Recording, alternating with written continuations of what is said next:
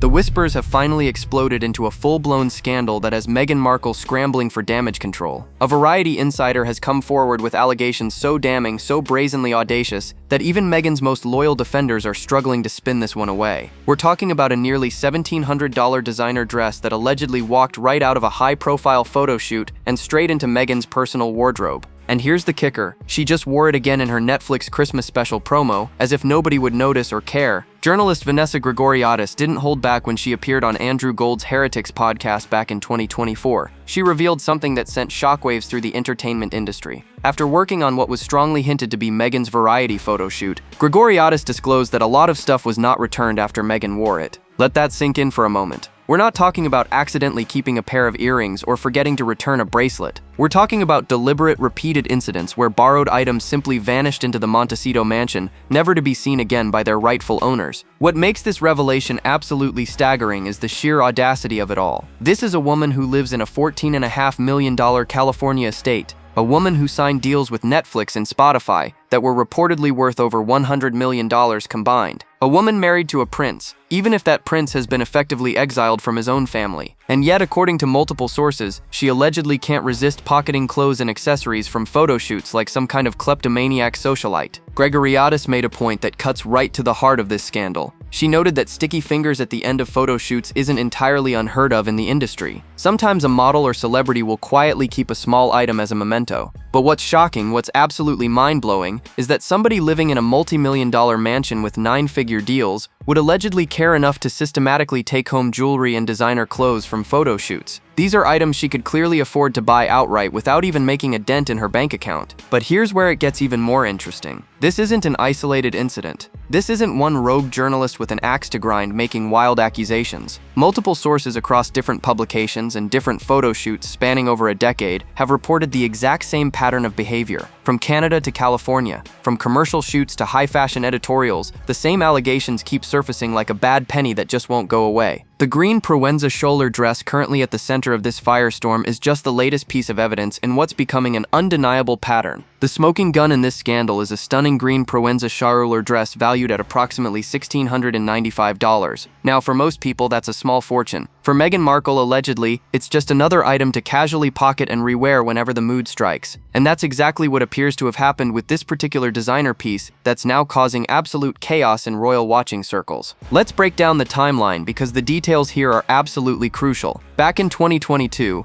Meghan did a high-profile photo shoot with Variety magazine. This wasn't some small-time publication or quick Instagram collaboration. We're talking about Variety, one of the most prestigious entertainment industry magazines in existence. The kind of publication that works with top-tier stylists, borrows from high-end designers, and operates with strict protocols about returning every single item after the shoot wraps. Meghan wore this gorgeous green dress during that Variety session, looking every inch the Hollywood power player she so desperately wants to be seen as. The photos were stunning, the styling was impeccable, and by all accounts the shoot went off without any obvious drama. But then something interesting happened. Or rather, something interesting didn't happen. That dress, according to sources, never made its way back to where it belonged. Fast forward to 2025, and suddenly that same distinctive green dress appears again. Where? In the promotional video for Meghan's upcoming Netflix Christmas cooking special. She's wearing the exact same Provenza Scholler piece, bold as brass, apparently unconcerned that people might connect the dots. And connect the dots they did, because royal watchers and fashion investigators have receipts for days. The evidence is right there in plain sight. Side-by-side comparisons of the Variety photos from 2022 and the Netflix promo from this year show the identical dress down to every last detail. Same cut, same color, same designer label. There's no mistaking it. This isn't a similar dress or a copycat piece. This is the exact same garment that was supposed to be returned to Variety or the designer after that photo shoot wrapped years ago. What makes this particularly damning is the brazenness of it all. Meghan didn't try to hide the dress or wear it in private. She didn't save it for a quiet dinner out of the spotlight. No, she wore it in an official Netflix promotional video that would be seen by millions of people worldwide. It's almost as if she either didn't think anyone would notice, didn't care if they did, or perhaps most troubling of all, genuinely believes she's entitled to keep whatever she wants. News Nation's Paula Froelich was one of the first major outlets to connect these dots publicly, bringing the allegations into mainstream conversation. Once her report dropped, the floodgates opened. Royal commentators, fashion journalists, and industry insiders all began sharing their own suspicions and alleged experiences. The question everyone's asking now is simple but devastating. If she allegedly kept this dress, what else has she taken? Just when you thought the wardrobe scandal couldn't get any worse, let's talk about the $8,000 Chanel dress that has its own sordid history. Because apparently, the green variety dress isn't Meghan's first rodeo when it comes to allegedly keeping designer pieces that don't belong to her. This particular Chanel situation actually predates the variety incident and follows the exact same suspicious pattern that's becoming Meghan's calling card. Back in 2022, Meghan sat down for what would become one of the most controversial interviews of her post-royal career. The Cut magazine profile was supposed to be her big comeback moment, her chance to control the narrative and present herself as the misunderstood victim of royal racism and media cruelty. She wore a stunning Chanel tweed dress for the photo shoot,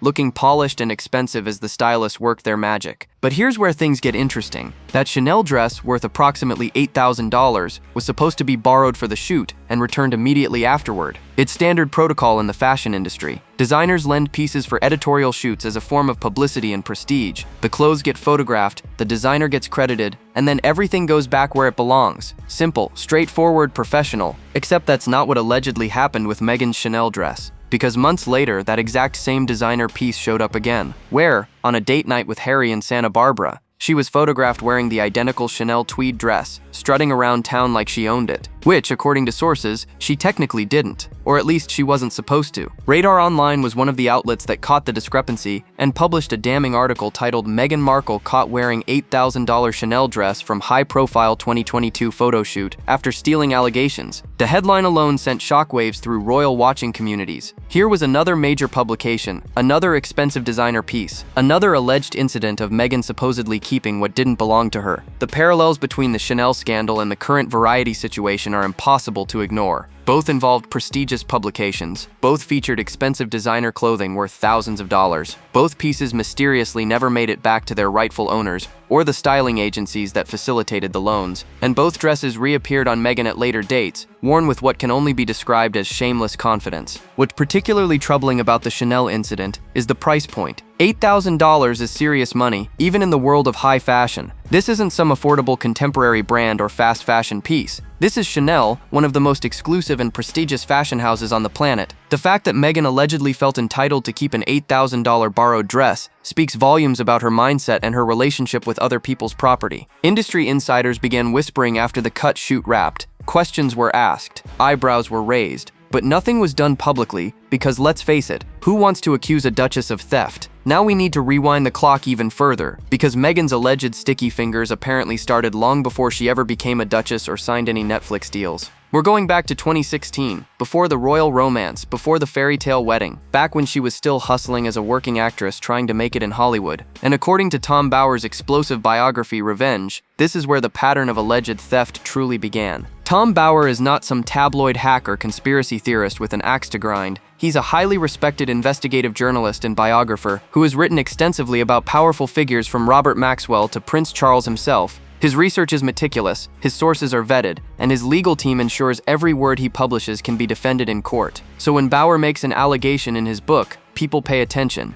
And what he revealed about Meghan and a pair of Aquazzura heels is absolutely jaw-dropping. During a 2016 photo shoot for Canadian department store Reitmans, Meghan was modeling various outfits for an advertising campaign. Among the items featured were a pair of expensive Aquazzura Very Matilde crisscross suede pumps. These weren't cheap shoes. Aquazzura is a luxury brand favored by celebrities and socialites worldwide. The pumps in question retailed for several $100s, and they were specifically sourced for the Reitmans shoot by the wardrobe department. According to Bower's reporting, which cites multiple sources close to the production, Meghan allegedly demanded to wear those specific Aquazzura heels for the shoot. The wardrobe staff accommodated her request, as they would for any talent making reasonable demands. The shoot proceeded smoothly enough. Photos were taken, outfits were changed, and eventually the day wrapped. But when the wardrobe staff went to collect all the clothing and accessories to return them to their proper places, those expensive Aquazzura pumps were nowhere to be found. Meghan had allegedly taken them home, just walked off the set with several $100s worth of designer footwear that didn't belong to her. The wardrobe staff was reportedly shocked and frustrated, but what could they do? Accuse a working actress of theft and risk the legal and publicity nightmare that would follow. So the shoes disappeared into Meghan's closet, and life moved on. Or so everyone thought. But here's where this story takes an absolutely audacious turn. Those allegedly stolen Aquazzura pumps didn't just vanish forever into Meghan's shoe collection.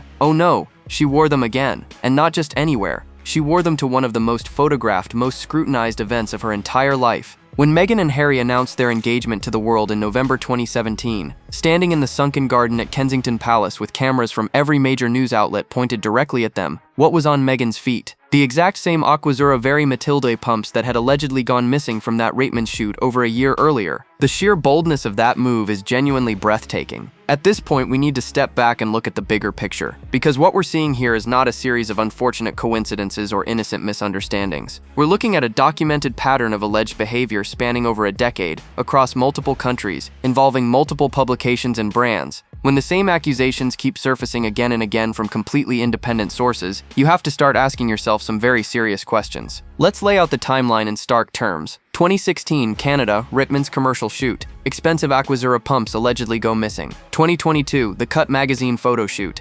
$8,000 Chanel dress allegedly never returned. 2022 again, Variety photo shoot. Nearly $1,700 Proenza Schuler dress allegedly kept, and according to journalist Vanessa Gregoriadis, there were even more items from that Variety shoot alone that supposedly vanished into the Montecito void. We're talking jewelry, accessories, potentially other clothing pieces that haven't even been publicly identified yet. But the alleged theft isn't even the most disturbing part of this scandal. What's truly revealing is the behavior that allegedly accompanied these incidents. Tom Bower's book Revenge contains explosive quotes from people who worked directly with Meghan during her pre-royal days, and their accounts paint a picture of someone who was not just allegedly taking things, but demanding, difficult, and downright mean to the people around her. Jean Malik, one of the directors who worked with Meghan on Reitman's promotional content, allegedly posted on Facebook that she was definitely the meanest person he had ever met. Just saying, those are strong words from someone in the entertainment industry who has presumably worked with hundreds if not thousands of talent over his career. For Meghan to stand out as the meanest person he'd encountered speaks volumes about what must have happened behind the scenes. Bower's book goes even deeper into the dysfunction on those Reitman sets. According to his sources, there were constant arguments over the commercial filmed in Montreal in March 2016.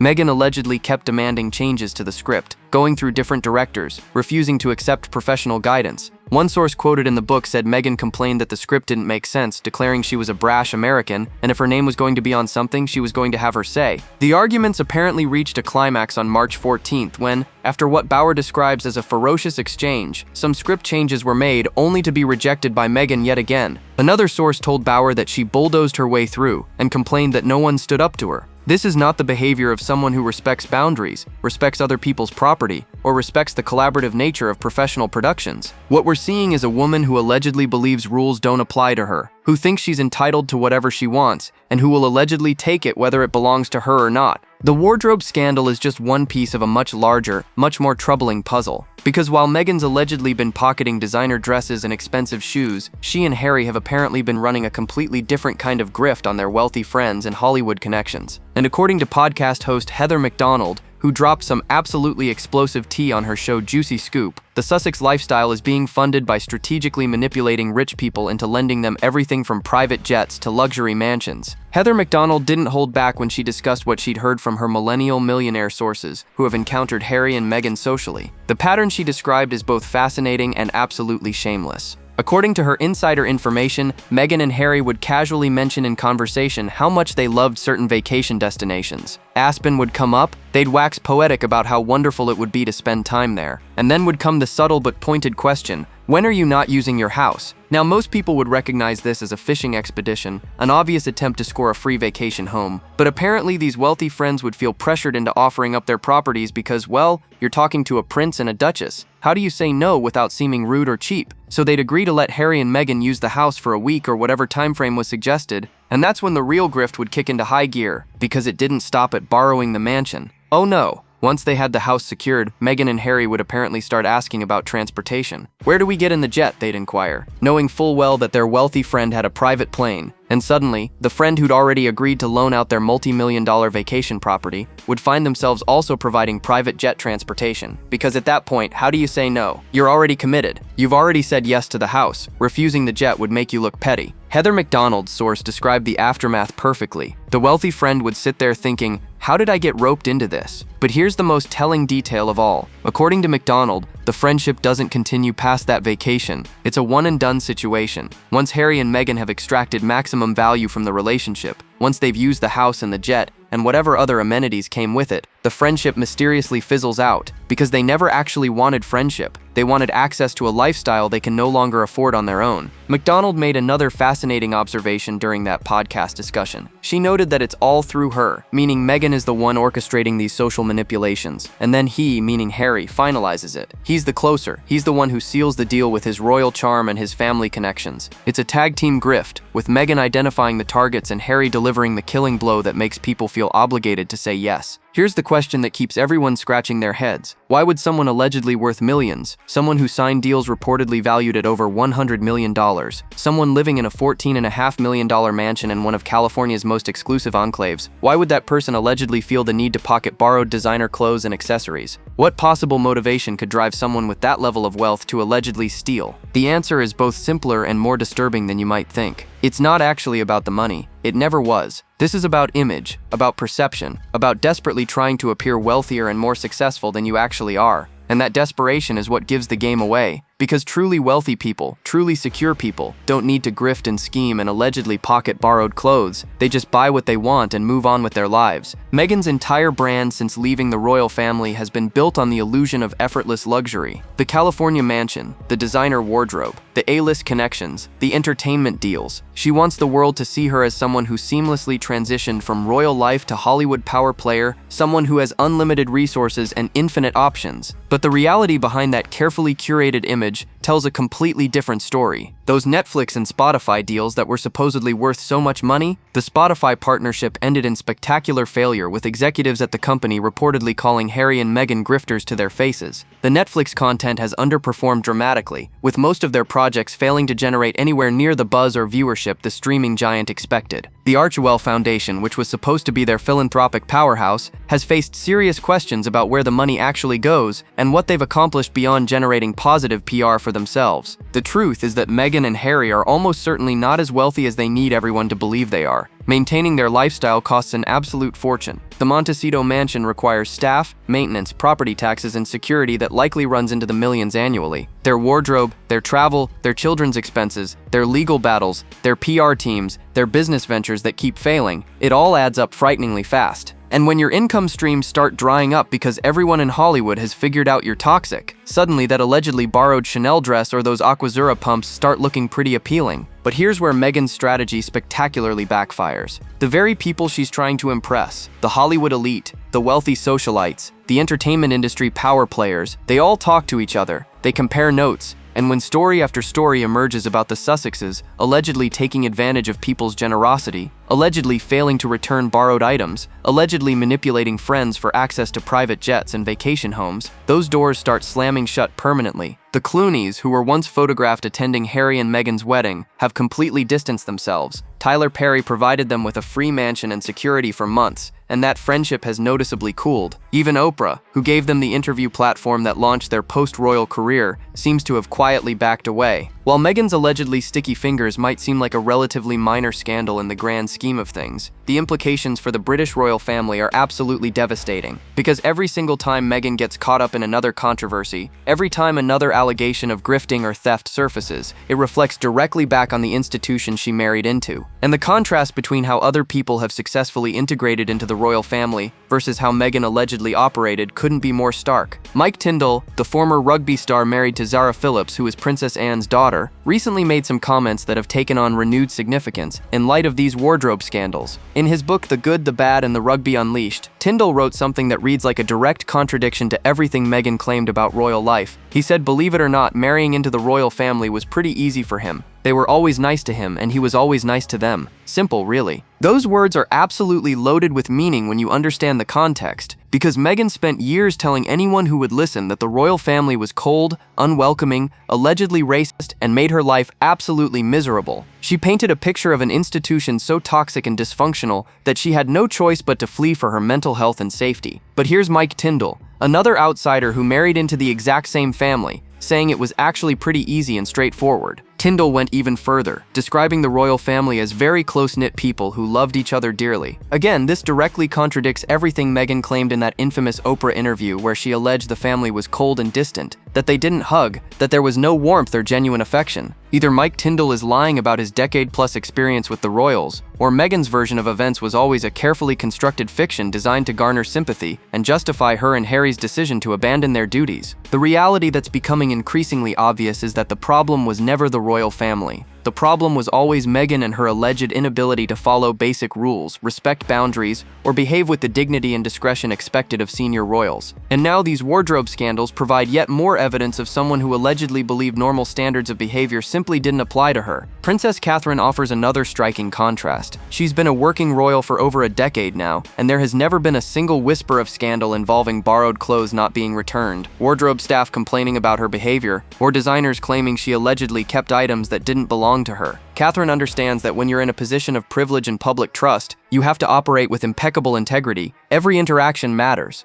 Every item borrowed must be returned. Every person you work with deserves respect and professional courtesy. Meghan allegedly operated by completely different rules. Rules that apparently allowed her to treat photo shoots like personal shopping opportunities and wardrobe departments like clearance sales where everything must go, preferably straight into her closet. Now we need to address the elephant in the room. If all these allegations are true, if Meghan really did take designer clothes and accessories from multiple photo shoots without returning them, are we actually talking about theft here? Could she potentially face legal consequences? And if so, why hasn't anyone taken action? The answers to these questions reveal a lot about power, fear, and the way celebrities often operate above the rules that govern everyone else. From a purely legal standpoint, taking property that doesn't belong to you with the intent to permanently deprive the owner of it is theft. It doesn't matter if the item was temporarily in your possession for a photo shoot. It doesn't matter if you're a duchess or a cable TV actress or the Queen of England herself. If clothing and accessories were loaned to you for a specific purpose with the clear understanding they would be returned, and you deliberately kept them instead, that meets the legal definition of theft in most jurisdictions. But here's where theory crashes headfirst into reality. Actually pursuing theft charges against someone like Meghan Markle would be a nightmare for any designer, publication, or styling agency. First, you'd have to prove intent. Meghan's lawyers would immediately claim it was all a misunderstanding, that she thought the items were gifts, that there was confusion about what needed to be returned. They'd drag out the legal process for months or years, generating massive legal bills that would dwarf the value of the allegedly stolen items. Second, there's the public relations disaster to consider. Any brand that publicly accused Meghan of theft would instantly become a target for her supporters and her very expensive PR machine. They'd be painted as racist, as bullies picking on a woman of color, as vindictive enemies trying to destroy her reputation. The social media pile-on would be immediate and brutal. And for what? To recover a $1,700 dress or an $8,000 Chanel piece. Most companies would rather eat the loss than deal with that headache. Third, and perhaps most importantly, there's the fear factor. Meghan has demonstrated time and again that she's willing to use litigation as a weapon. She's sued newspapers, she's threatened legal action against anyone who dares to criticize her, and she has the financial resources to make people's lives absolutely miserable in court. Even if you're completely in the right,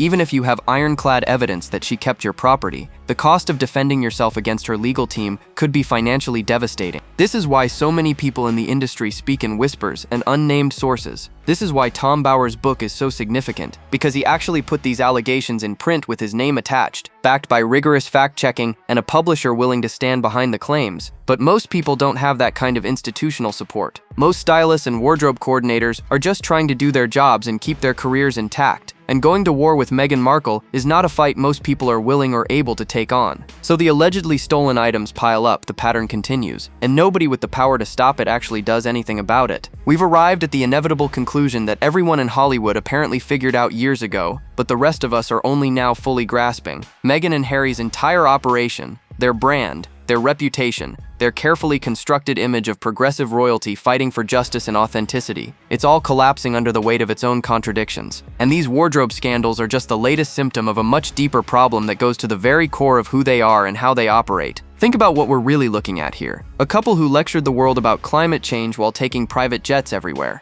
A couple who preached about compassion and kindness while allegedly treating staff terribly and burning through employees at an alarming rate. A couple who claimed they wanted privacy while orchestrating media appearances and Netflix documentaries about their lives. And now, a couple worth millions who allegedly couldn't resist pocketing borrowed designer clothes from photo shoots like they were shopping at a thrift store. The pattern isn't just about alleged theft. It's about entitlement, about a fundamental belief that normal rules don't apply to them, that they can take what they want and do what they please without consequences. And for a while, that strategy actually worked. The Oprah interview generated massive headlines. The Netflix documentary got people talking. The memoir Spare broke sales records. But here's the thing about burning bridges and allegedly taking advantage of people. Eventually, you run out of bridges, and you run out of people willing to help you. Hollywood has made its verdict clear. The big deals are drying up. The A-list invitations have stopped coming. The powerful friends have quietly distanced themselves. Even the media outlets that once breathlessly covered their every move are now openly questioning their credibility and their motives. When your own allies start backing away, you know the end is near. And the wardrobe scandals matter because they're so perfectly symbolic of everything that's gone wrong.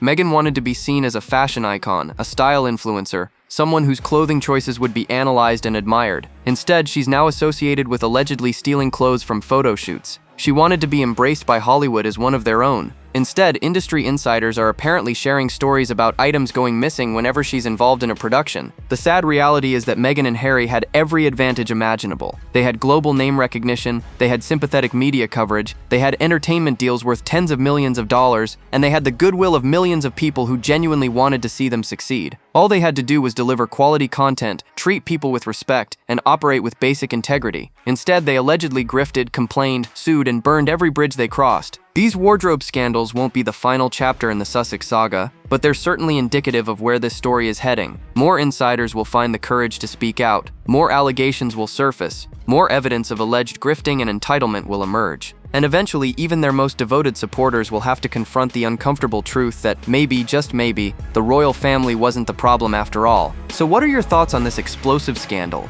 Do you believe Meghan kept those designer pieces? Drop your opinions below, hit that like button, subscribe for more royal revelations, and stay tuned because trust us, the next bombshell is coming, and you won't believe what's about to drop next.